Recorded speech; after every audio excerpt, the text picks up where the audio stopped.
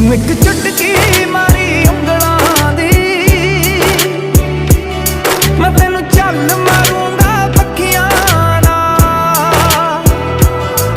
ਮੈਂ ਚੰਨ ਸਿਤਾਰੇ ਕੀ ਕਰਨੇ, ਮੈਨੂੰ ਇਸ਼ਕ ਹੋ ਗਿਆ ਅੱਖੀਆਂ ਨਾਲ,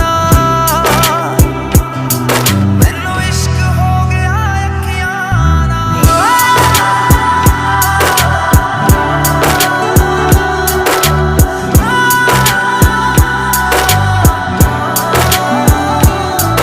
ਇੱਕ ਤਾਰ ਖੜਕਦੀ ਰਹਿੰਦੀ ਐ, ਮੈਂ ਸ਼ਾਮ ਸਵੇਰੇ ਸੁਣਦਾ ਹਾਂ ਕਿਕਰਾਂ ਦੇ ਪੀਲਿਆਂ ਫੁੱਲਾਂ ਨੂੰ, ਮੈਂ ਗੱਲਾਂ ਬਹਿ ਬਹਿ ਚੁਣਦਾ ਹਾਂ।